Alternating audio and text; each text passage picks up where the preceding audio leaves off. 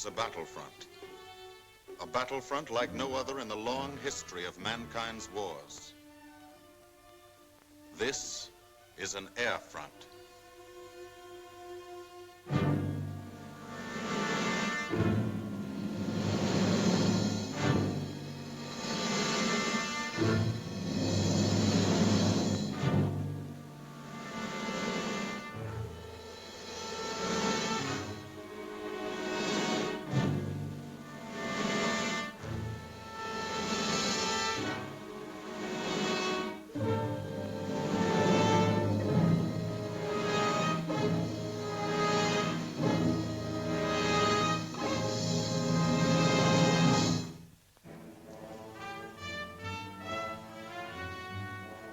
The working day begins, as it will end, with the ground crews, as much a part of the fortress as her wings.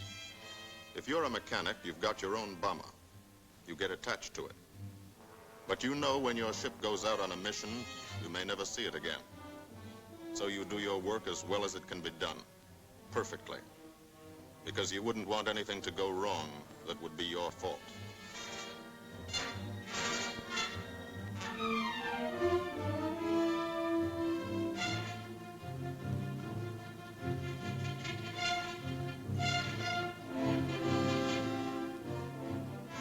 Today, the bombs will be taken from these bomb dumps somewhere in England and delivered to specific points in Wilhelmshaven, Germany.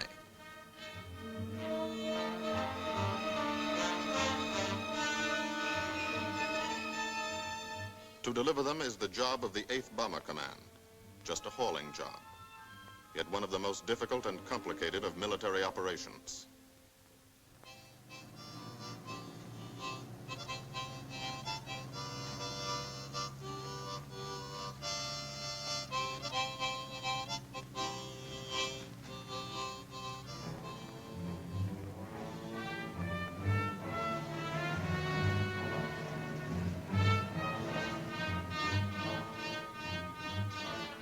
General-purpose demolition bombs, impact velocity as high as 750 miles an hour, pierce 5 inches of armor plate, destroy a factory.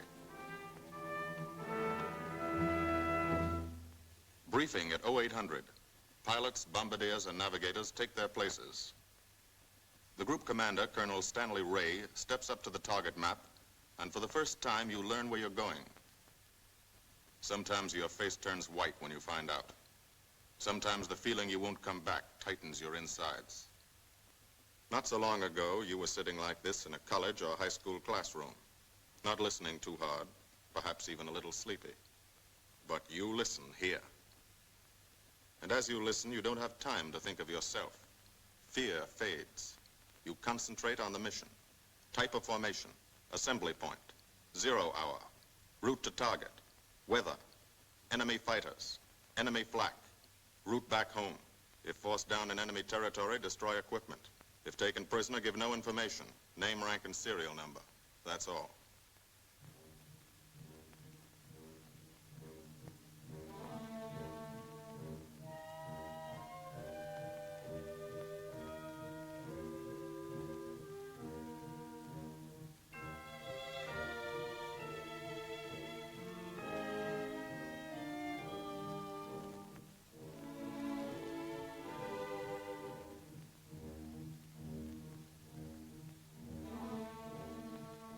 These are the passengers with one-way tickets. And this is the crew of the Memphis Belle, 324th Squadron, 91st Heavy Bombardment Group. Just one plane and one crew in one squadron, in one group, of one wing, of one Air Force, out of 15 United States Army Air Forces. Well, fellas, we've never had an easy ride over there yet. And today won't be any different. No escort except unfriendly. So keep your eyes peeled. Don't get excited and yell when you're talking on the intercom. Save your ammunition and make your shots count. And let me know what goes on back there, Quinlan. Yes, sir. Stay on the ball, gang, and she'll bring us back like she's always done. Okay? Let's go.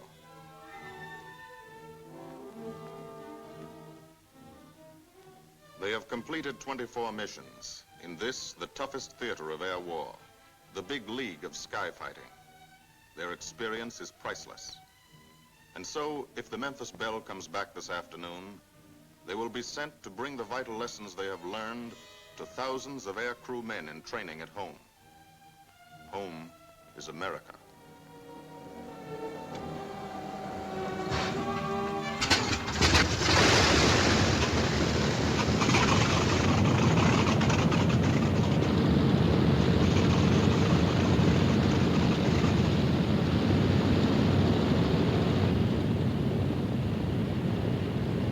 This is a battlefront, like no other in this or any war. No monster armies, no booming cannon. Only the roaring engine sound of the bombers pounding through the quiet English countryside. This is an air front.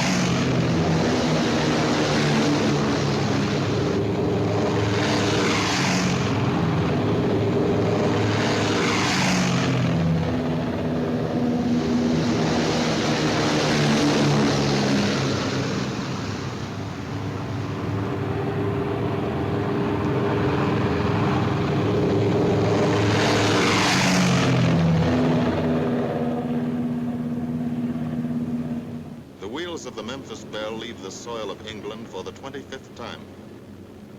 The friendly soil of England, with its ordered farms and rural hamlets, its country estates surrounded by formal gardens and well-kept parks.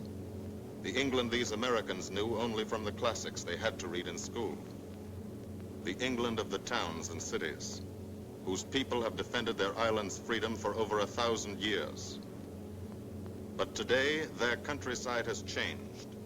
Today, their island has been converted into a gigantic bomber field, a super aircraft carrier anchored off the shores of Fortress Europe, with hangars and machine shops, with hundreds of dispersal points, perimeter tracks, and concrete runways. This is England in its 5th year of war. And this is the new battlefront, the air front, from which we seek out the enemy. Not his infantry or his artillery, not his panzer divisions, but the greater menace, the industrial heart of his nation, the foundation on which the Nazi Empire and its armies stand, the power behind the German lust for conquest. The steel mills and refineries, shipyards and submarine pens, factories and munitions plants, pinpoints on the map of Europe which mean rubber, guns, ball bearings, shells, engines, planes, tanks, targets. Targets to be destroyed.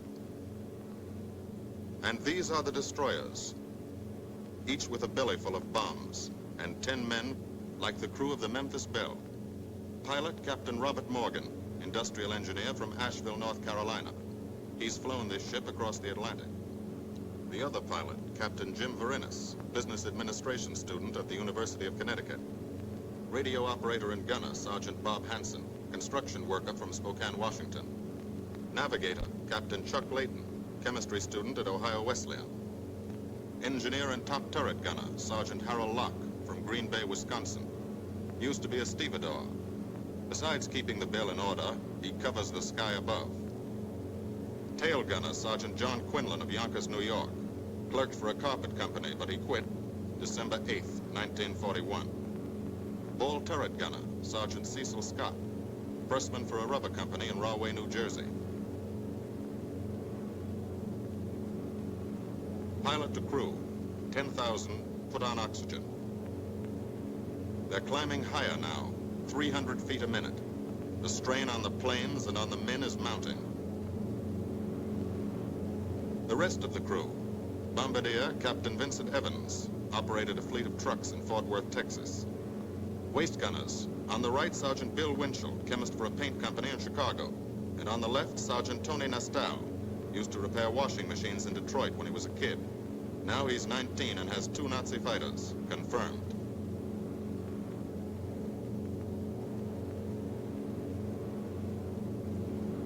It takes all of a pilot's strength to keep a 30-ton fortress in tight formation. But the formation is the bomber's best defense against enemy fighters. The planes are deployed to uncover every gun, stepped up and down, echelon to the right and left, arranged to overcome the danger of gunners firing into friendly ships, arranged so concentrated cones of fire from the caliber 50 machine guns cover the sky for 1,000 yards in every direction.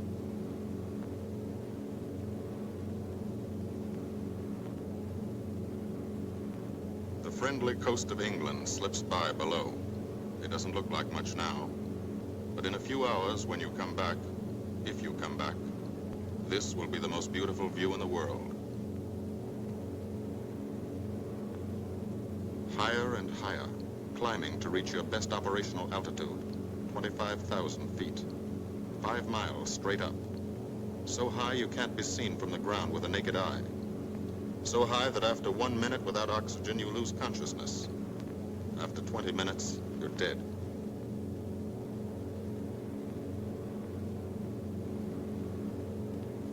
From now to the target, you go about your routine duties, plot your course, check your equipment, and wait, and think.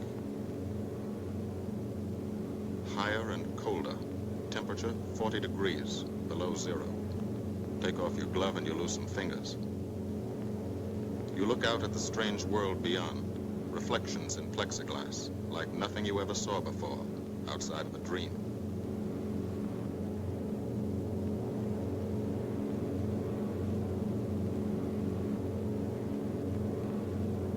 Higher and higher into the lifeless stratosphere, until the exhaust of the engines mixing with the cold, thin air condenses and streams the heavens with vapor trails.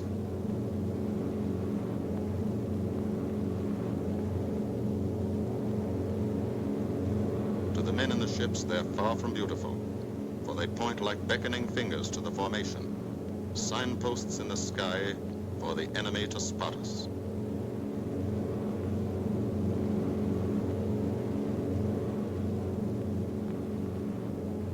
For these bombers to accomplish their mission, a plan is needed.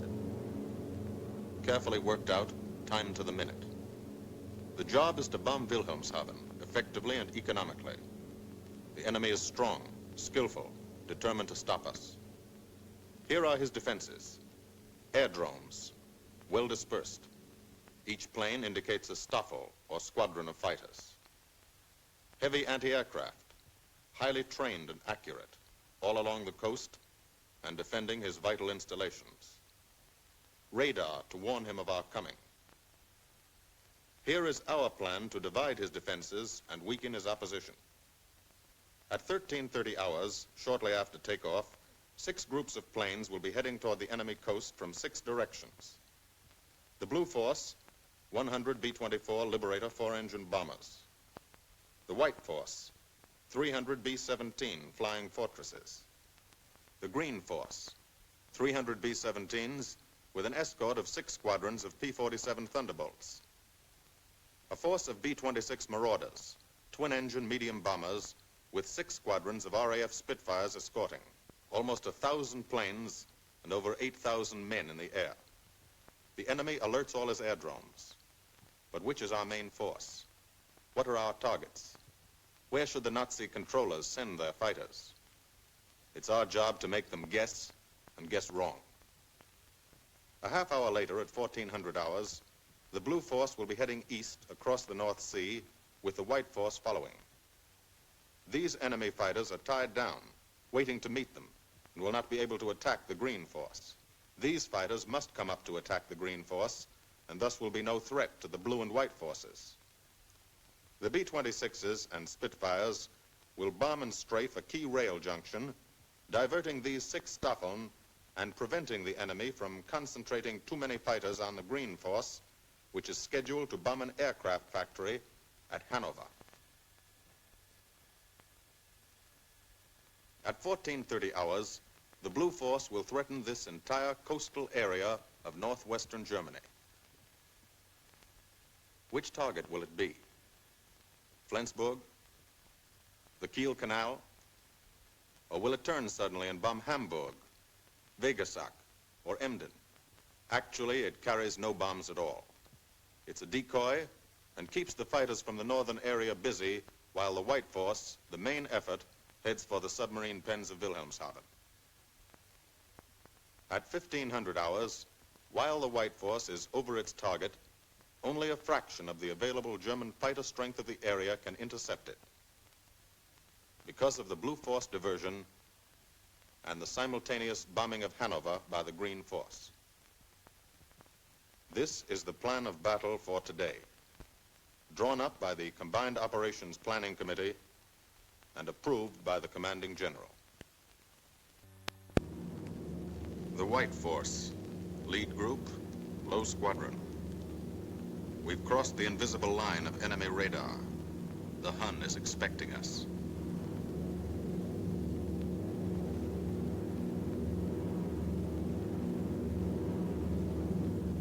Steel helmets go on. Watchful eyes strain. Tight formations are held tighter still. Tense gunners more alert because here it comes. The enemy coast. From up here, it looks the same as any other. Houses, roads, green fields, factories, waterways. But they are the houses and fields of those who invade and oppress. They are the factories and roads of the people who twice in one generation have flooded the world with suffering. Suffering in such quantity as the history of the human race has never known. Brought torment and anguish into countless American homes.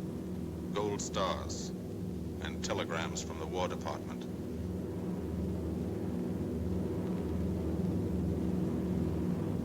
The first flak, just harmless-looking, silent puffs of smoke.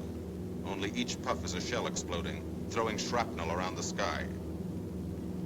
Exactly the range, accurate flak by radio prediction. 5 miles down, Nazi anti-aircraft batteries have calculated the altitude, speed, and course. Where will the next one hit? You try not to be there.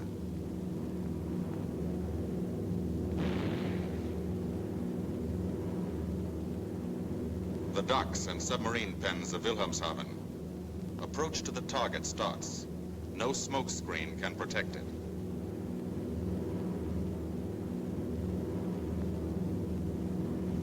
Now the enemy knows the path of your approach and walls that path with a flak barrage, but you fly right through it. Flak so thick you can get out and walk on it.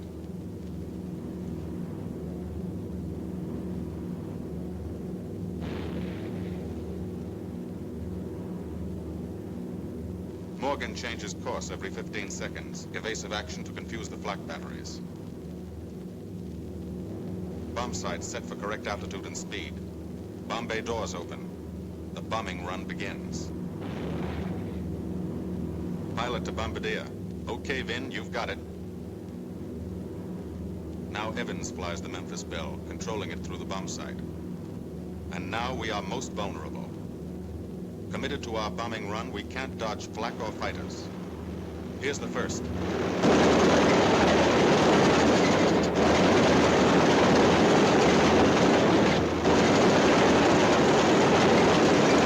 Top turret fires at him.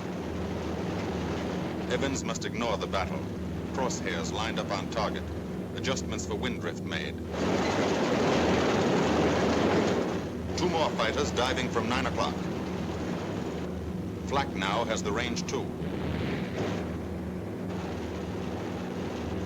They've hit this fort, but he keeps on his bombing run.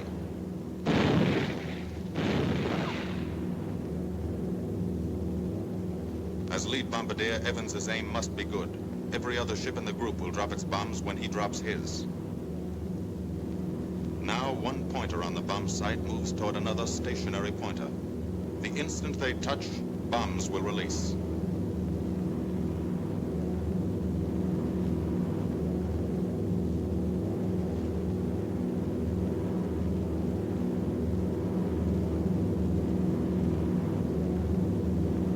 They touch. Bombs away.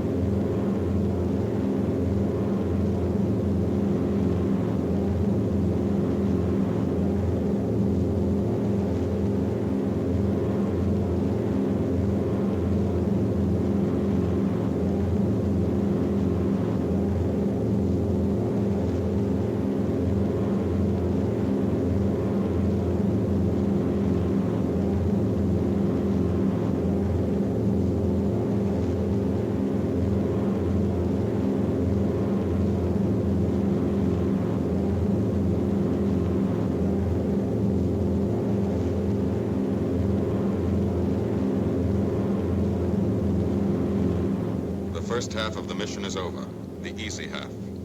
Now to get home.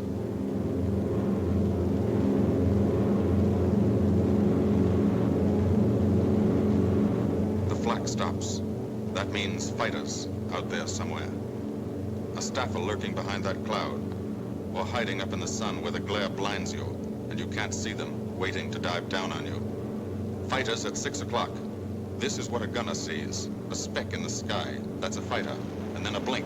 That means he's firing at you. 2,300 rounds a minute.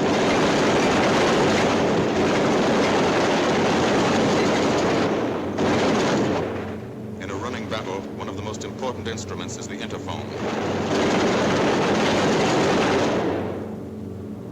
There's 4 of them. 1 o'clock high. They're coming around. Watch them. 2 fighters, 6 o'clock up, coming in. Dire now, Chief. B-17 in trouble out at 2 o'clock, watching. Got an engine on fire.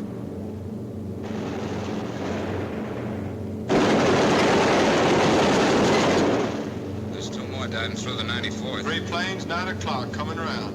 Keep your eye on them, boy. Coming around to 10. Watch them, Chuck. Keep your eyes open. Yeah. They're breaking at 11, breaking at 11. I got them. 10 o'clock. I Got see those 2 them. at 2 o'clock. Watch them, Scotty. I got my sights on them. Check that B-17, Chuck, 3 o'clock. Loader smoking. Fighters, 10:30, coming around. Those 10:30 upper or lower? In the sun. B-17 out of control at 3 o'clock.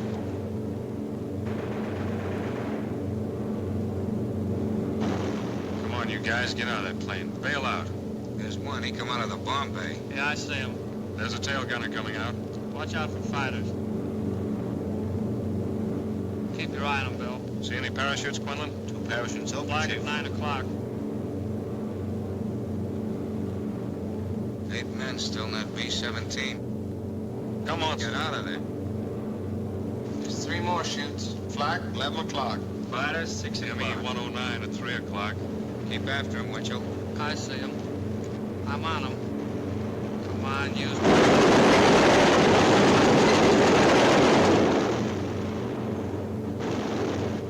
I got him. Quinlan, confirm that fighter. He got him, Chief. Look, he's bailing out. Don't yell on that intercom. Fighters, 10 o'clock. Watch those 2 at 12, Van. They're coming in. They're coming in, Scotty. Get that ball turret on him. Save the ammunition as much as possible.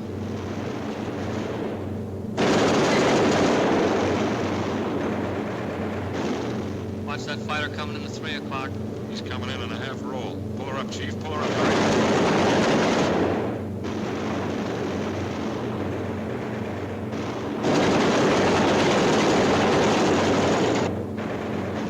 This fortress is hurt. Engine on fire, losing airspeed and altitude. Drifting into the flak, alone and helpless. A straggler. In a minute, Nazi fighters will swarm in like buzzards for the kill. You can watch, but you can't go down to help. You keep your formation.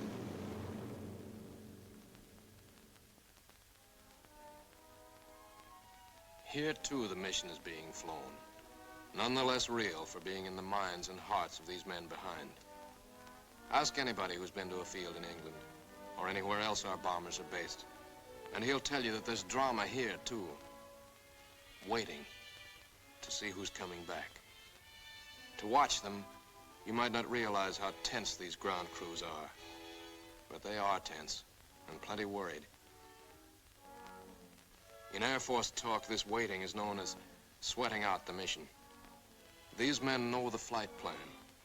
Their watches told them when the bombers were running into enemy flak, when they were over the target, when they left the enemy coast. And now their watches tell them the bombers should be nearing the field.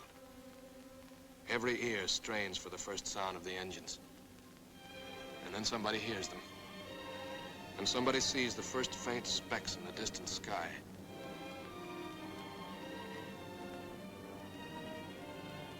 Every face turns to see and count.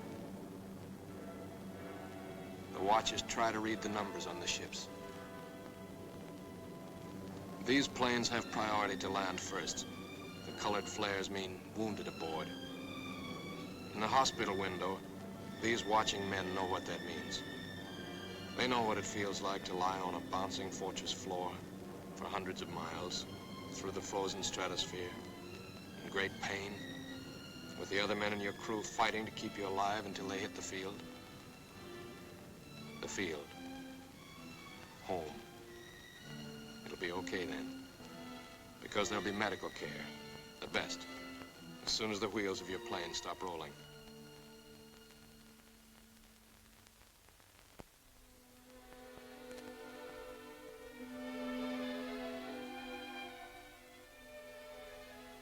Head wound.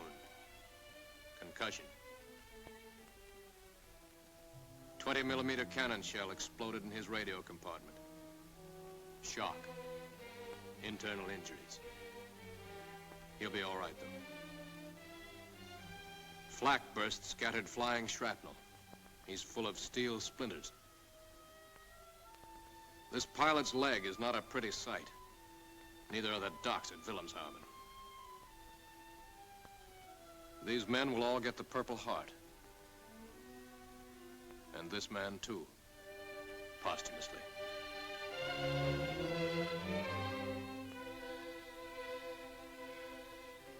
A transfusion right in the plane. This gunner's too weak to be moved.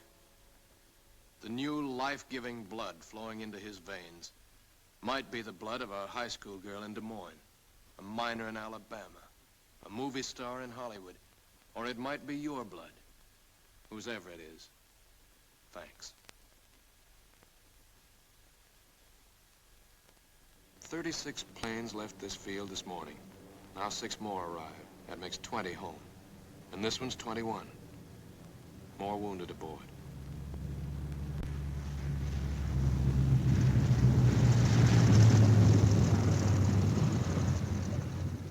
"22, coming in with his left inboard engine dead.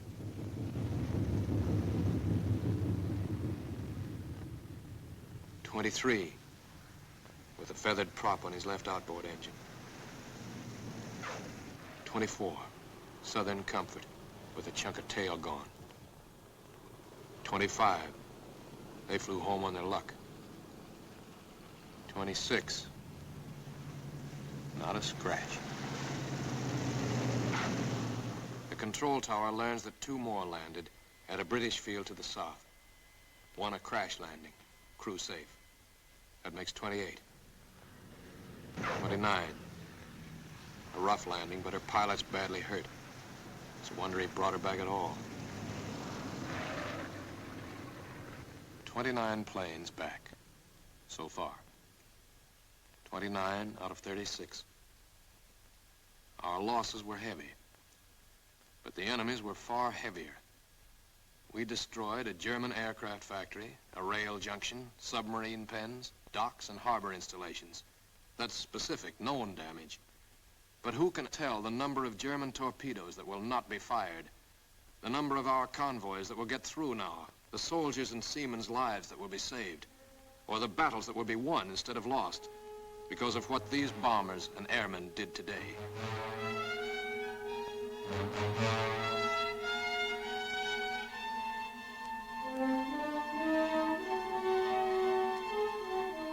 Pilot and tail gunner. I can laugh now. Fire on the inboard engine did this. Flames streaked back and burned the stabilizer, too. Another crew luck brought back.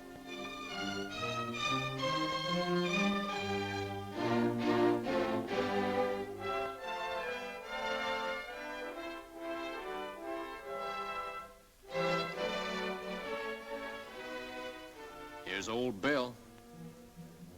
A pretty good airplane when it took off. Lost its nose, lost its navigator, bombardier wounded, top turret gunner and pilot hit, hydraulic system shot out, no brakes, no flaps, but old Bill came back.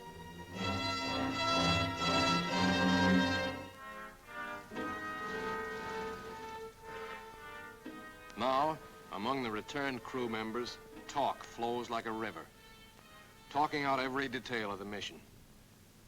These are the faces of combat, faces of Americans who have watched their comrades die, faces that can never forget the enemy, and they're in no mood to have their picture taken.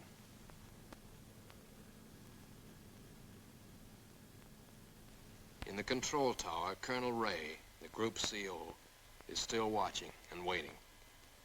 And then he spots the last flight. 3 more planes. And one of them is the ship everyone has been pulling for. The Memphis Belle. The last few miles of this trip have been a joyride. The strain is over. They can leave their guns now. Now they know they're going to go home. To Spokane, Green Bay, Asheville, Detroit, Chicago, Fort Worth, and Yonkers.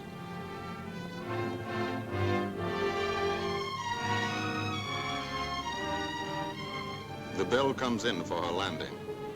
But first Morgan buzzes the field, cuts the grass with the giant fortress. It's against the rules, but this is a special occasion.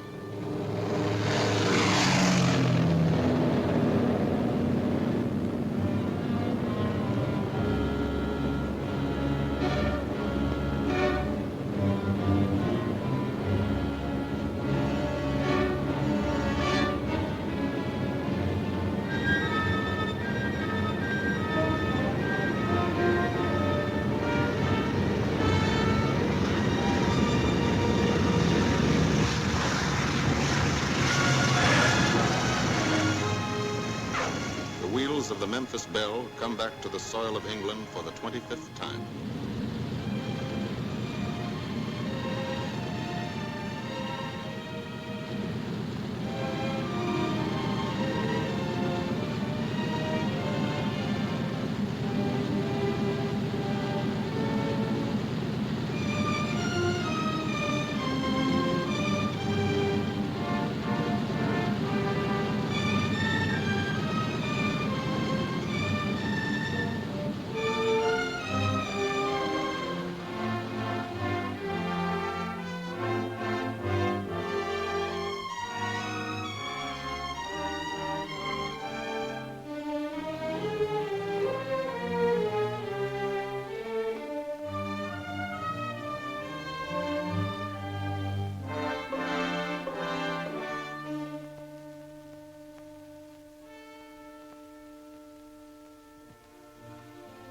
This is a day they will never forget.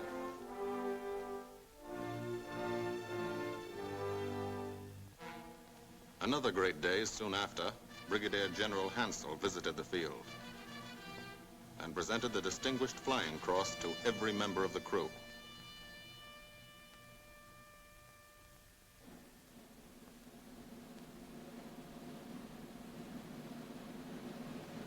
And then there was another day.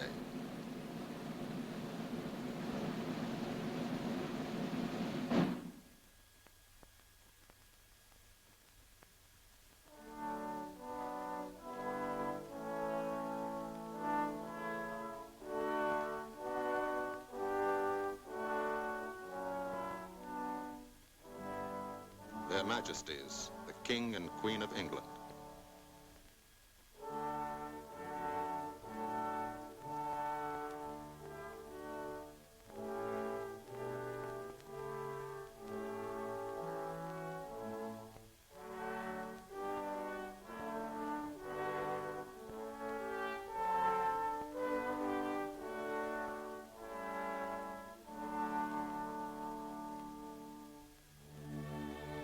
Johnny Quinlan never thought anything like this would happen to him when he left Yonkers.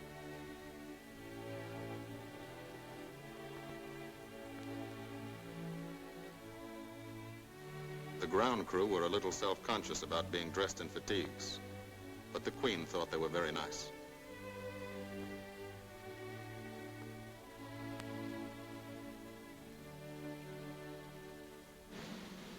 Finally, 2 more visitors came.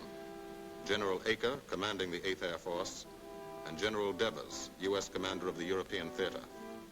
The Belle crew received them in flying clothes, as General Acre read the order for what he called their 26th and most important mission. Return to America to train new crews and to tell the people what we're doing here. To thank them for their help and support and tell them to keep it up so we can keep it up. So we can bomb the enemy again and again and again until he has had enough. And then we can all come home.